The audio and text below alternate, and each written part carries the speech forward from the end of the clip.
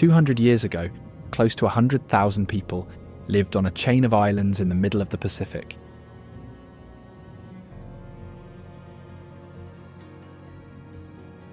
By 1926, barely 2,000 were left. They had almost been wiped from the earth.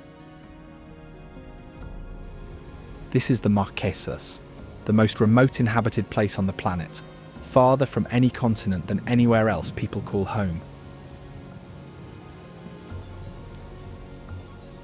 The people here call it Taiohae, Enata, the land of men.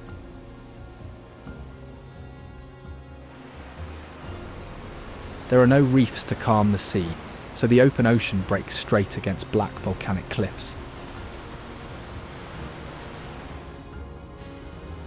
The islands keep their own time zone, half an hour off from the rest of the world.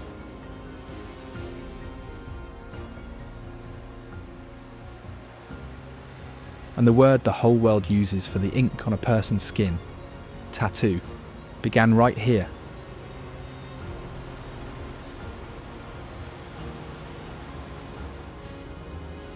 The ones who survived didn't scatter. They stayed, and they rebuilt what was nearly lost. By the end, you'll understand why not one of them would trade this place for anywhere on Earth.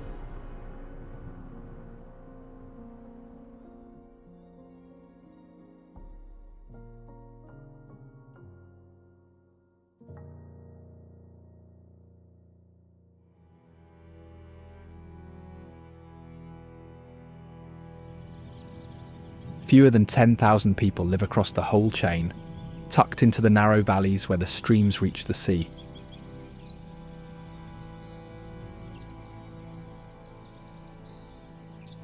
Everything arrives by boat, or a small plane that rarely comes, so people grow what they can, catch what they can, and share the rest.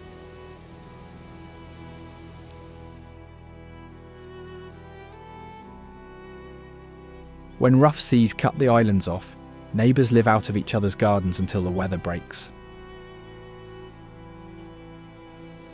The ocean sets the day. Boats go out at first light for tuna and octopus, and by evening it's cooking in an earth oven. Breadfruit, taro and pork wrapped in leaves over hot stones. A plate here starts with what grows on the island and ends with what comes out of the water, and sharing that oven is how people tell you that you belong. Their history is carried on their skin and in their stone. A century ago, the missionaries banned the tattoo and the language both, and the old skills nearly died with the people. They learned them back. A Marquesan tattoo still covers a body, head to foot, a record of who someone is and where they come from, and the knives that carved the Tiki never stopped.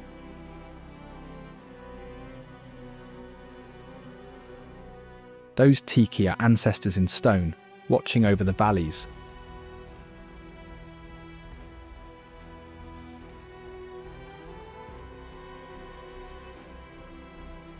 Most people here were born in sight of them, raised in sight of them, and mean to be buried in the same ground. That's why not one of them would trade these islands for anywhere on Earth, and almost nobody outside has ever seen what they're hiding. A bay whose real name was so blunt, the missionaries scrubbed it off the map. Two of the most famous artists who ever lived, who crossed the entire ocean to be buried in this one tiny cemetery, and a stone giant.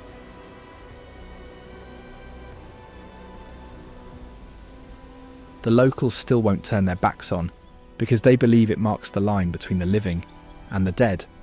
But to understand why any of it is here, you have to start where they did. On the one island the rest of the world almost never reaches.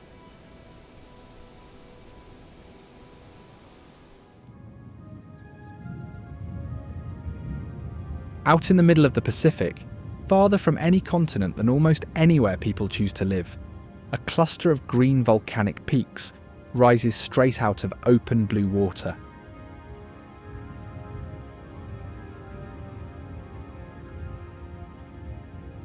This is Nuku Hiva Island, the largest in the Marquesas, where cliffs drop sharply into the sea and valleys cut so steeply that some can only be reached by foot or boat.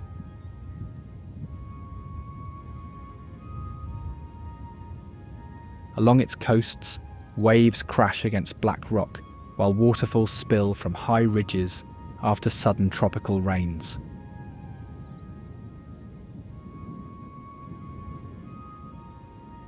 Inland, thick forests hide old stone platforms and carved figures, quiet signs of a past where chiefs ruled and rituals shaped daily life.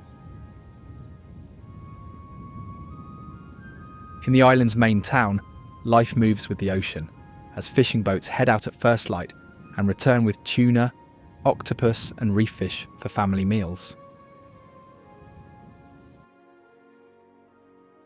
Meals are often cooked in earth ovens, where breadfruit, pork and fish are wrapped in leaves and slow cooked over hot stones, filling the air with a smoky, sweet scent.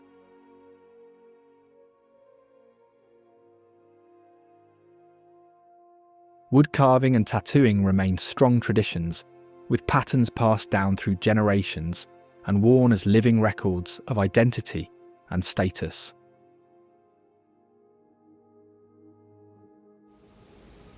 As drums begin to roll and bodies prepare to move, the rhythm builds toward a performance that carries both story and spirit, the traditional bird dance.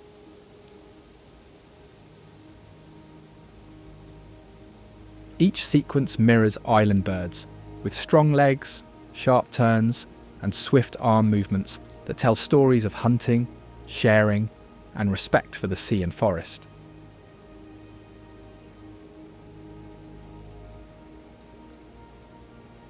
Dancers show bold tattoos, feathered headpieces, and fibre skirts made from local plants, their bodies driving low and powerful, as if ready to burst into flight at any moment.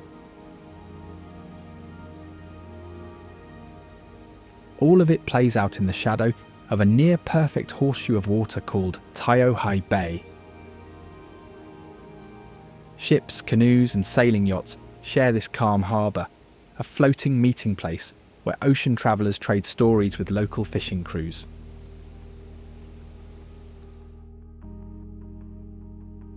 On shore, the smell of grilled fish, sweet fruit and fresh bread drifts from snack stands and family kitchens, feeding dock workers, kids and visiting crews. When strong swells push into the mouth of the bay, ropes are checked, boats are hauled higher, and eyes stay on the water through the night.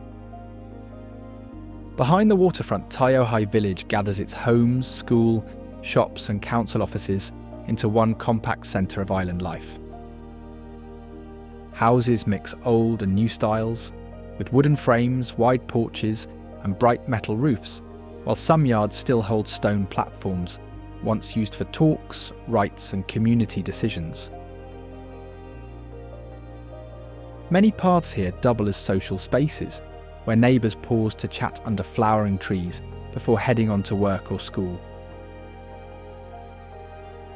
Even with phones, bank offices and yacht services close by, many daily decisions are still made face-to-face, in short talks on porches, at the waterfront or beside the main road. Weekend fairs and school kermesses turn the village into a playground of games, music and small fundraisers, with families organising performances and sports together.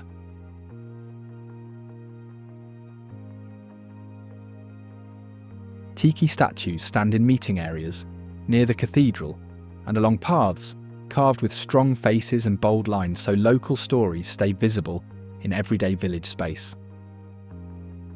All this activity still depends on one constant in the background, a tree crop long treated as the base of local meals and planning alike: breadfruit.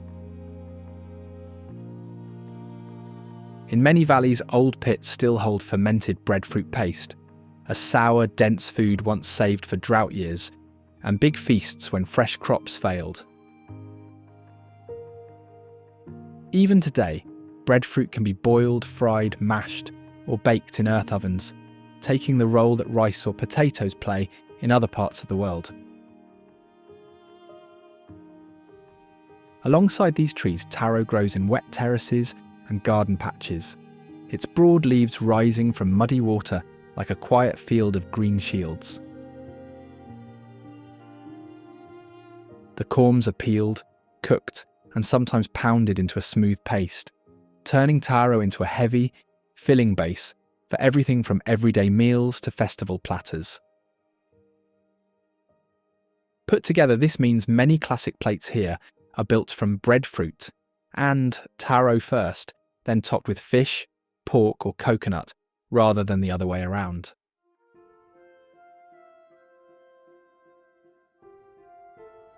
That focus on homegrown staples and the skills needed to plant, store and share them is exactly what the next place celebrates, the cultural centre at Taipivai. It is usually a low, open-sided structure in local style, with wooden posts, wide overhangs and a mix of wood and concrete. Outside, carved tiki poles stand like story markers, each face and pattern cut to show specific spirits, family lines, or old myths tied to this valley. Elders sometimes guide workshops here, teaching how to carve, weave, or chant, and they switch between Marquesan and French so that nothing important is lost in translation. Visitors can walk through as if moving from past to present, seeing how old patterns reappear in new carvings, new drums, and even new school projects pinned to the walls. The trail of carvings, chants, and shared history does not stop here. It carries on in the coastal community of Hatiheu village.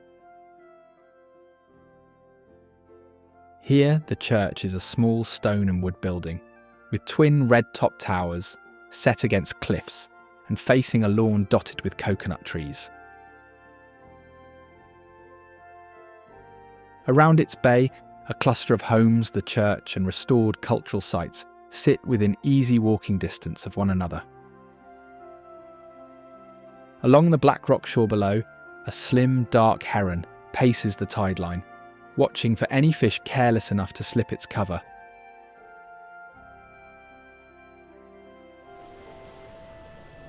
This is the Pacific Reef heron, a long-legged bird with a sharp beak and feathers that can be smoky grey or bright white, as if it packed two outfits for the same beach.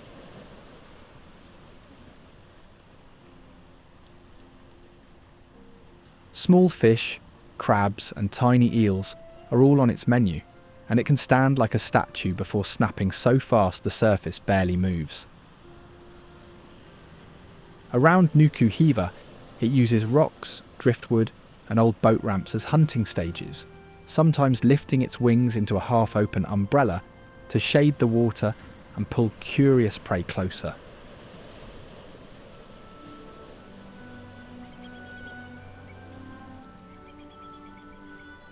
When waves hit hard, the bird just steps higher up the rocks, then walks back down to pick through fresh pools once the foam drops away.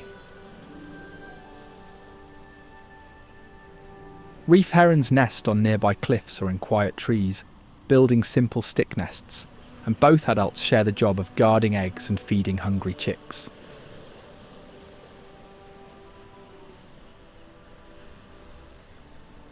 Life is not risk-free, with strong storms, larger birds, and people who come too close, so a quick burst of wing beats can carry the heron to a safer ledge.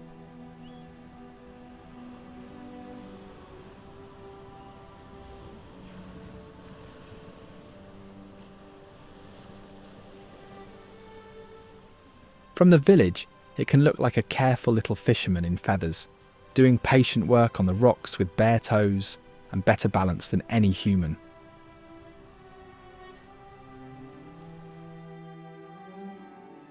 Farther inland, the calm of the reef gives way to Kamuhei's stone courts, food pits and tiki figures, all laid out like a giant outdoor memory of past leaders and events. This valley once worked as a main ceremonial ground, with wide open squares where chants, speeches and dances unfolded under the eye of high-ranking chiefs. At its centre stands a huge banyan tree, roots pouring over the stones like melted wax, and guides quietly say it has watched the site longer than any story can measure. Around the edges, low stone platforms mark old house sites, so each step feels like crossing a paused village, with only birds and wind finishing the scene. On festival days, drums, dancers, and new Tiki carvings return to these same stones, giving the place a rare chance to feel busy again.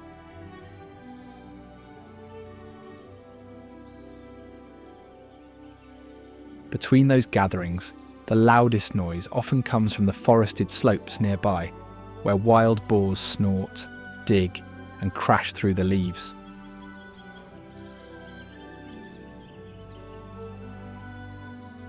These pigs were brought in long ago, and now they treat Kamuhei's hills like a private maze, using tree roots, old walls, and terraces as shady shortcuts by day and feeding zones by night. Noses stay glued to the soil, sniffing out fallen fruit, roots and tender shoots, and a single group can leave a patch of earth looking like it's been worked over with a plough. Their thick hides and sharp tusks help them force through thorny undergrowth, leaving muddy tracks across old stone platforms and ceremonial floors. Hunters both welcome and curse them. Boars provide meat for feasts, but leave broken fences, ruined gardens, and eroded trails in their wake.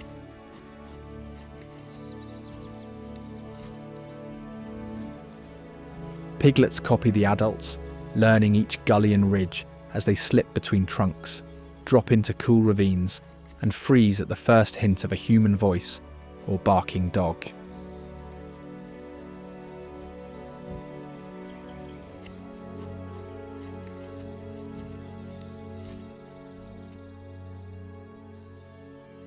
On some nights their grunts and squeals mingle with rustling leaves and dripping branches, replacing the drums and chants that once filled this place.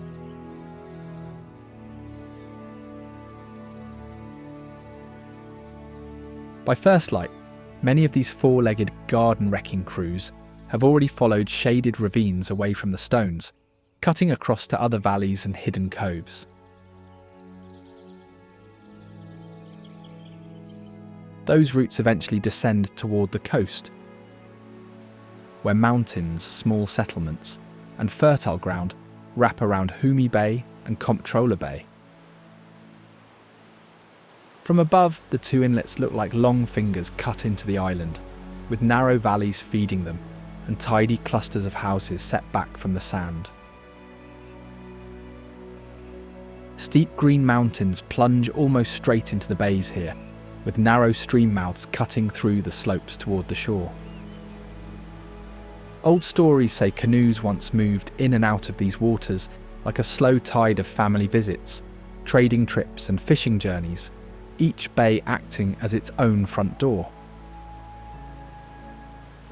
In calm weather, the water rests like a sheltered pool, but when ocean swell lines up with the openings, waves hammer the outer cliffs and send long surges racing inside.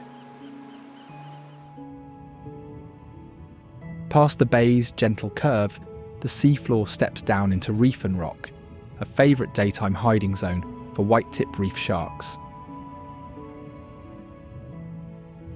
These sharks are slim and long, with white-tipped fins and an easy way of lying on the sand under coral arches, like cats stretched out under a table.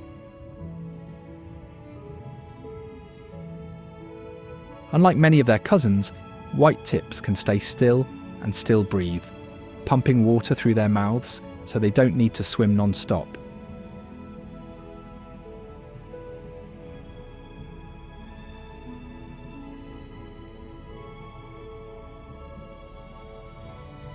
Around here they share the reef with eels, snappers, and small reef fish, weaving between coral heads much like kids threading through a crowded playground.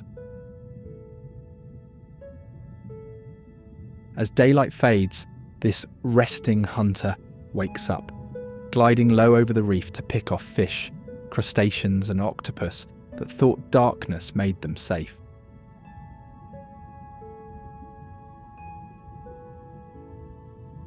Small groups cruise along drop-offs, guided by a keen sense of smell and sensors that detect faint movement and weak electric signals from hidden prey.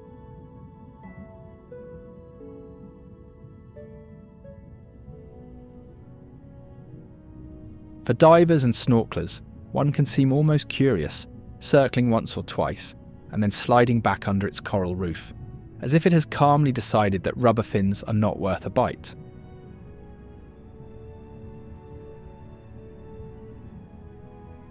Yet these sharks still face danger from bigger predators and changing seas, so a quiet ledge one year can become risky the next if storms or human activity shift the reef.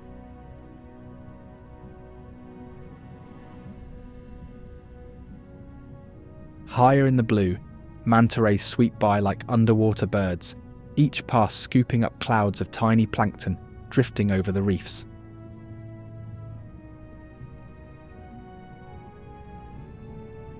Using their wide wings and a huge open mouth, they trace smooth circles near the surface, filtering tiny animals from the same water that feeds fish and turtles.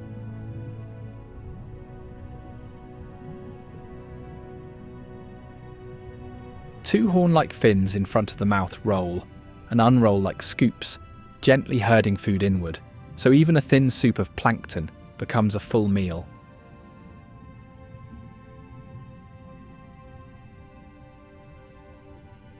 Each manta carries its own pattern of pale spots on its belly, like a fingerprint, and some guides learn to recognise regular visitors by these marks alone.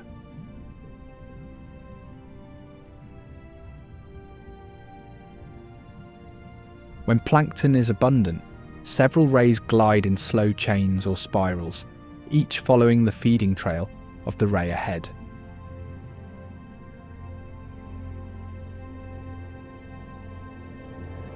At other times they cruise over shallow reef tops and cleaning spots, hovering while tiny fish pick dead skin and parasites from their skin, gills, and even around their eyes.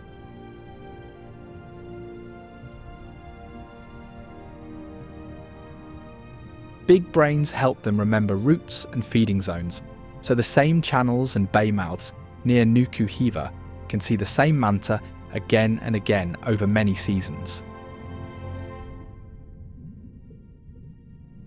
For anyone watching from a boat or cliff, they can look like flying carpets under glass, yet every soft sweep of those fins is careful work that keeps energy use low and food intake high.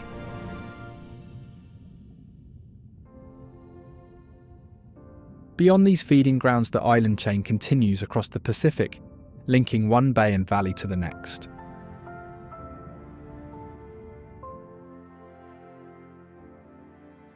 Far along this Pacific highway lies Hiva Oa, an island where workshops, meeting grounds and family fields keep Marquesan traditions close to everyday work. Long ridges frame narrow valleys that end in sudden cliffs and dark sand coves, where waves hit hard enough to send spray up toward grazing horses and quiet pasture. Sheer sea cliffs give way to rolling hills thick with breadfruit, banana, and mango trees, turning much of the island into one giant orchard. Among these fertile valleys, stone-lined traces of former gardens still run along some valley floors, like faint steps marking places where families once planted crops and built homes. Farther inland, old stone platforms and scattered Tiki carvings stand among homes, fishing gear, drums and dance costumes, where daily life still moves between fields and gathering places.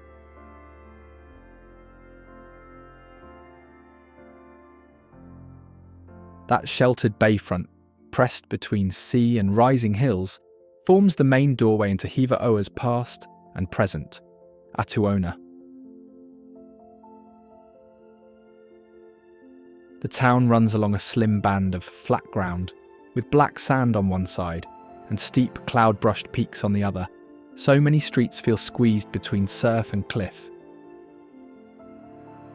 Small shops, a clinic, a church and a few cafes line the main road, while side lanes lead to workspaces where carving, tattoo art and weaving keep old motifs in daily use. From porches and yards, drums, guitars and voices carry over the bay, with Marquesan and French lyrics sharing the same melodies. Because food and goods come in by ship and small planes, high prices and short supply push many households to lean on home gardens, fishing, and tool sharing instead of big stores. From here, a coastal road heads east along cliffs and over green valleys toward another shoreline known for stone giants and carved histories, Puamau village. The bay feels small and tidy, with pale sand, a short line of houses, and a church bell that can be heard almost anywhere along the shore when it rings. Smoke from earth ovens sometimes drifts in from backyards, where breadfruit and taro are buried with hot stones for feasts that still follow older rules of sharing and rank. Yet this quiet shore feels like a front gate, because just past the last house, a simple path slips into the trees towards something far larger than the village itself.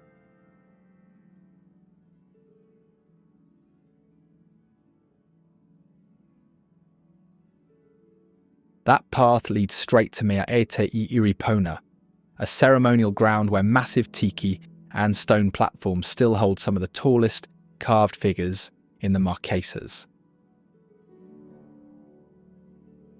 Each Tiki here was raised as a kind of stone body for powerful spirits, with huge eyes to watch over ceremonies and broad mouths that hint at both warning and welcome. People tell stories of one giant Tiki marking the line between the living and the dead, which is why no one climbs on it, shouts beside it, or stands with their back turned to its face. When it rains hard, water pools around the platforms, and people joke that the carvings are taking a slow bath, washing off the noise and worries brought in by visitors. All this stone and story shares the same air as a far noisier neighbour that loves human company, the bold, chattering common miner.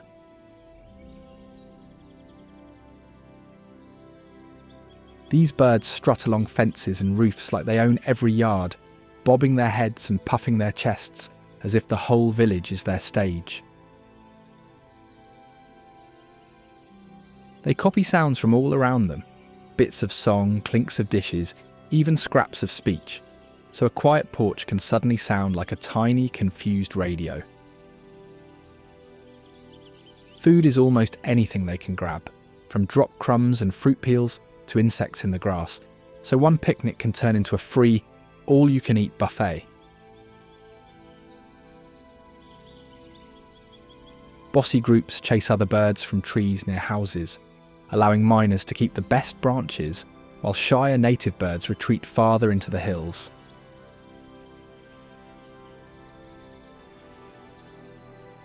They stuff nests into roofs, beams and cracks in walls, filling odd corners of buildings with noisy family rooms lined with leaves, feathers and shiny scraps. When danger shows up, a cat, a hawk or a rock tossed too close, they blast out harsh alarm calls, and in a moment, the whole sky seems to shout with them.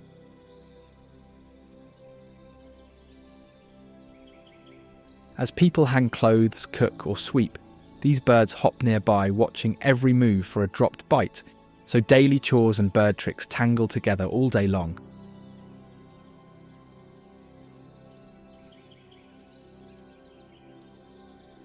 Their harsh calls trail from bay to bay, across Hiva Oa, even as boats and small planes steer south toward Fatu Hiva Island. Here, dark cliffs drop almost straight into the sea. Narrow valleys run between sharp peaks, and villages cling to small pockets of flat ground near the shore. With no airport and only boat links, many families rely on taro, breadfruit, and shared fishing trips, so every meal still depends on rain, reef, and who went out that morning.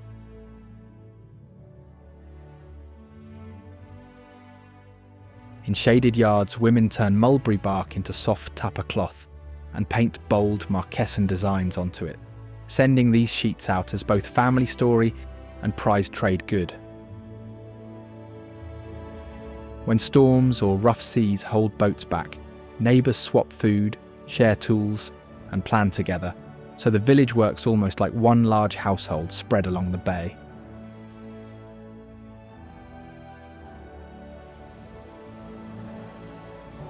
Where cliffs crowd in close around calm water, that shared life gathers in a famous harbour of stone towers and anchored boats, the Bay of Virgins, Hanavav. Volcanic spires rise almost straight up around the bay, and early missionaries are said to have replaced its boldly descriptive nickname with the safer Bay of Virgins.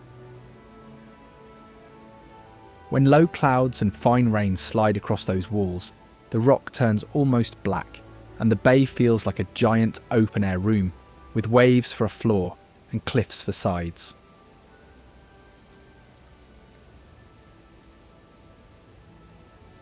At dawn and dusk, flying fish flick over the surface, while seabirds glide between the towers, skimming past masts and rigging, as if the visiting boats were just extra perches.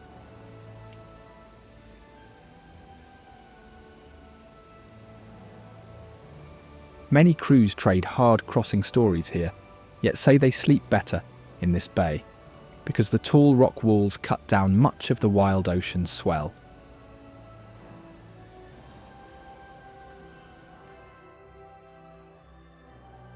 Beyond the stone towers and boats, Fatu Hiva's villages keep a slow rhythm, set by steep hillsides, small fields, and the work people share.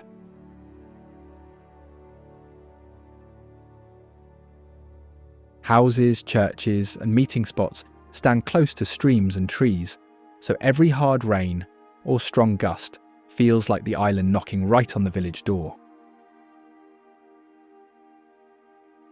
When paths wash out or the lone road cracks, neighbours often repair them together, treating tracks, bridges and river crossings as joint lifelines to each other and to the shore.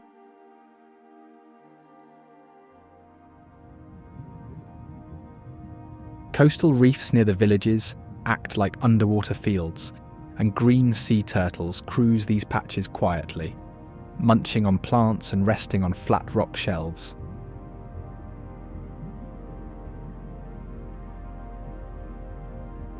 Their shells are smooth and oval with brown and olive patterns, and they get their name from the green-coloured fat under that shell, tinted by a life spent eating seaweed and seagrass.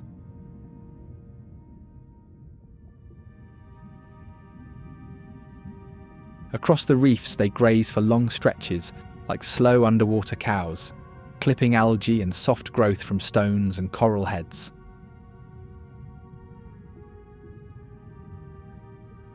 When they need air, they glide in a straight line to the surface, take a quick breath, and slide back down again, barely leaving a mark on the water.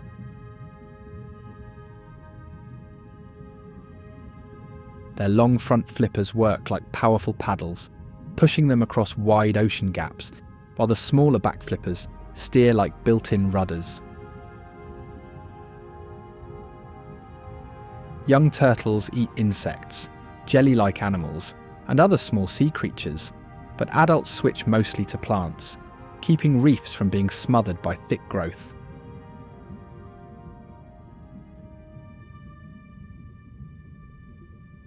Unlike sea turtles that chase fish or jellyfish, green turtles focus on quiet grazing spots they return to again and again, turning certain reef corners into regular salad bars.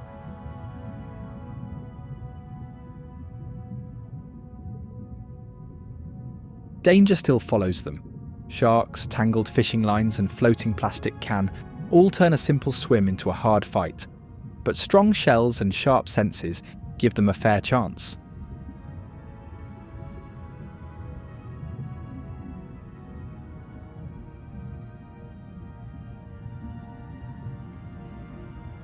At certain points in their lives, some leave these shallow feeding grounds and travel far across the Pacific toward nesting beaches, following long, invisible paths in the open sea.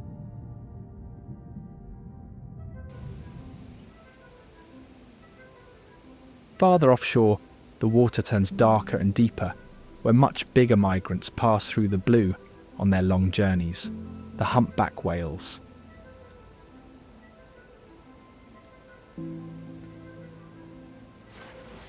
They are easy to recognise by long, knobbly flippers and strong, curved backs, and when a tail lifts clear of the surface, it can look like a giant hand waving at the island.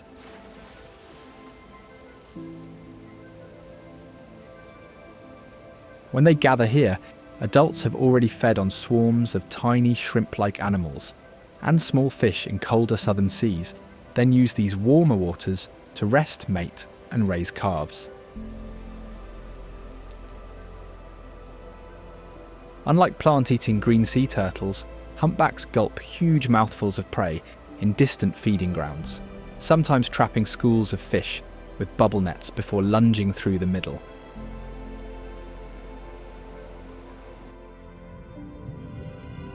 Their songs travel for miles, with males constantly changing the patterns, so each season brings a new chorus.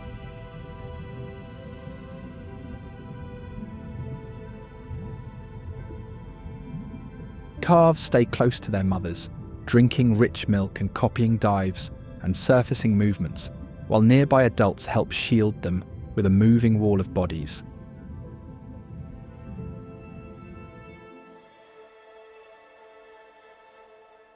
Humpbacks sometimes hurl almost their entire body from the sea before crashing back down, possibly to shake off pests, send signals, or show off.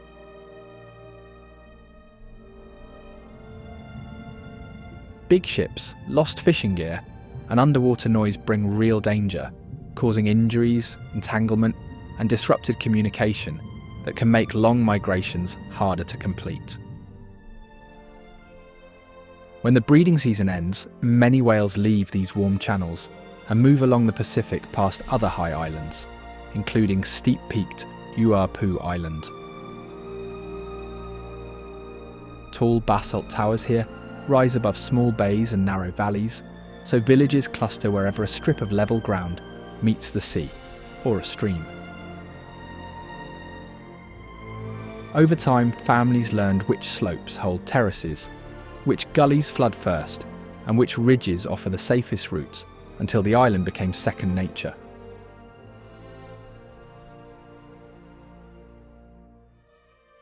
Shared work days, church gatherings, and valley festivals link people from different bays, so even far apart homes feel tied together by stories, songs, and well-used footpaths.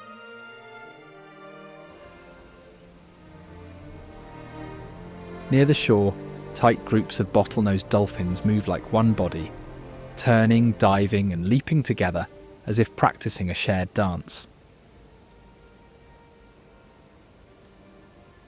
Their skin is smooth grey over a pale belly, and the short, curved snout gives them that smiling look, like friendly cartoon faces swimming in real water. Behind that gentle appearance, they hunt small fish and squid along these island coasts, herding prey into tight balls before darting in with bursts of speed. They breathe in quick gulps at the surface, then dive with powerful tail strokes, relying on sharp hearing and rapid clicks to sense what eyes cannot. Mothers keep calves tucked into safe spots in the pod, while older animals act like coaches, showing young ones how to hunt, play, and avoid danger.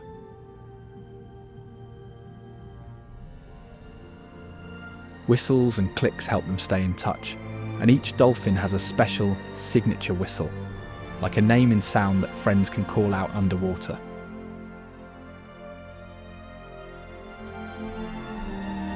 Together, some pods return to the Marquesas, following routes between steep islands and fish-abundant channels, making these coasts busy swimways for fast, social hunters.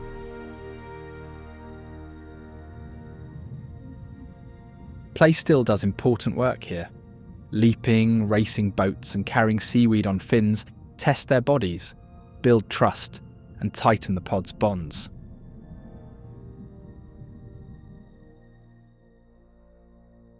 Sharks, boat traffic, and fishing gear can injure or kill them, but quick reflexes, sharp senses, and close teamwork help many pods spot trouble and slip away.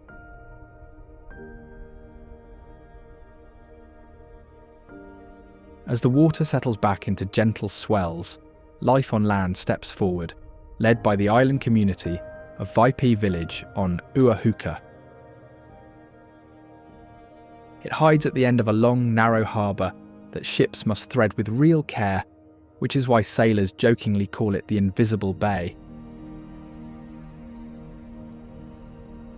Today, Vipeh works as the island's main meeting point, with council offices, schoolyards and shared spaces tying together families who spend much of their time out on fields and plateaus.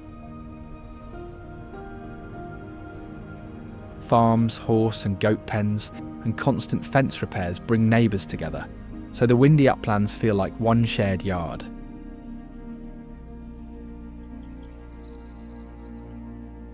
Dry fields and open plateaus are managed with animals in mind, and introduced goat herds have become central to how this ground is used and cared for. Brought by visiting ships long ago, these goats scale steep gullies and cliff edges like acrobats, feeding on leaves and shoots that cattle and horses cannot reach.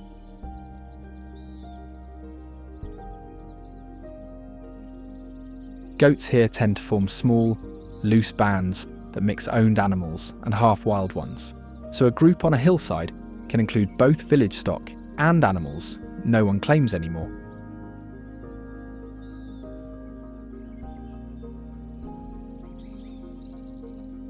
When grass runs short, they switch to leaves, bark and even cactus pads, helping them survive dry spells but stripping slow-growing native plants.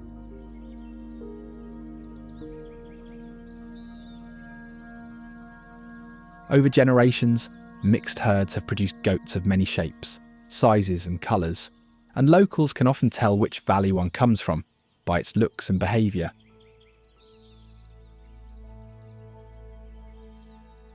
Families still rely on goats for meat, milk and hides, so they must balance keeping healthy herds with protecting the island's remaining bushes and trees.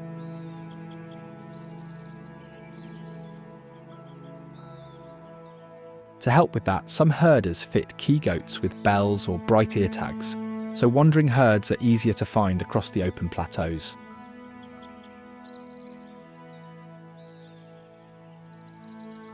Even then, pens, fences and low stone walls cannot hold every animal, and many slip through to chew shrubs down to stumps until some slopes lie almost bare. Their hooves loosen dry soil, so heavy rain washes it into streams and bays. To slow the damage, people fence grazing areas and protect patches of native plants.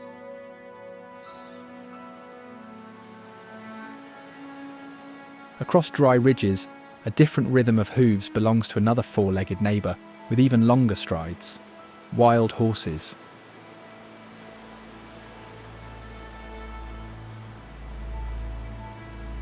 They first came as a gift shipped in from Chile, and enough were left to roam half free that people now casually call Huka, the land of horses.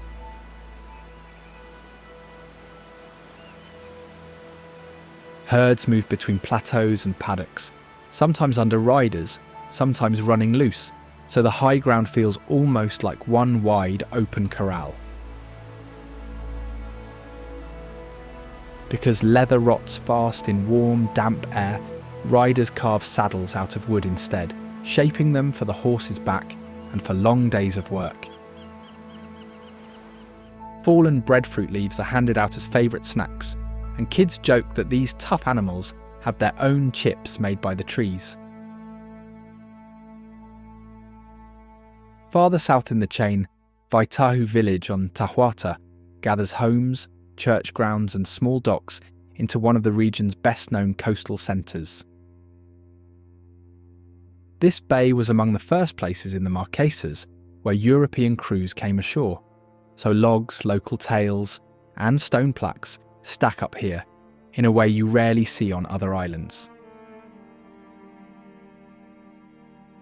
The Vaitahu Catholic Church is one of Polynesia's finest, built from local stone and wood, with bold carvings and stained glass that portray biblical scenes with Polynesian faces and patterns.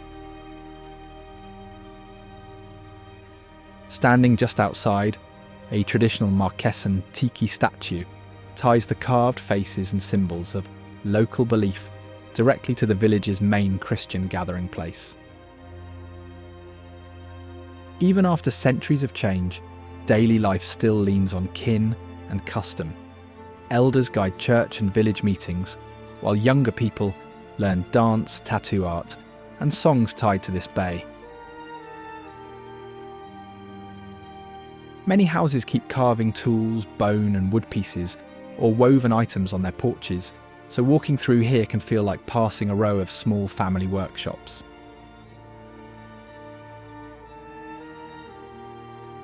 Away from the main docks, old footpaths and the island road connect to a more secluded coastal settlement, known for its craftwork and pride, Hapatoni village. It curves along a stone-lined shore path, shaded by big trees, with houses and a small volcanic stone church facing the bay, so daily life unfolds almost on the water's edge.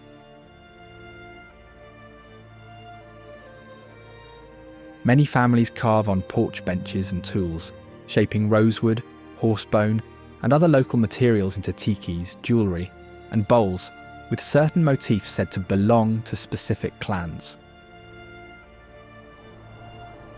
Just offshore, low islands become packed seabird towns, with sooty terns wheeling overhead and calling non-stop during the nesting season.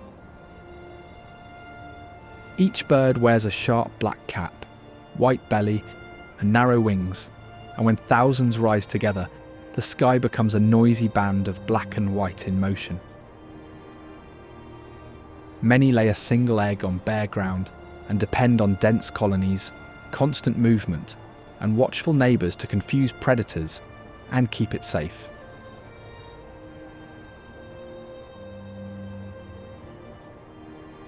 Out at sea, they snatch small fish and squid near the surface with quick turns and shallow dives, returning yearly to the same low islands, like families revisiting a favourite summer town.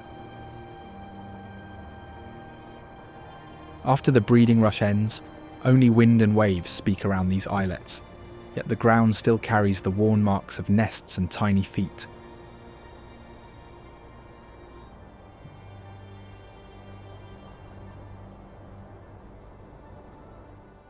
This is Marquesas Island, a land of hidden wonders and remarkable architectural marvels. Now, if you don't want to miss the most unreal wonders of the Karakoram Range, check out this video.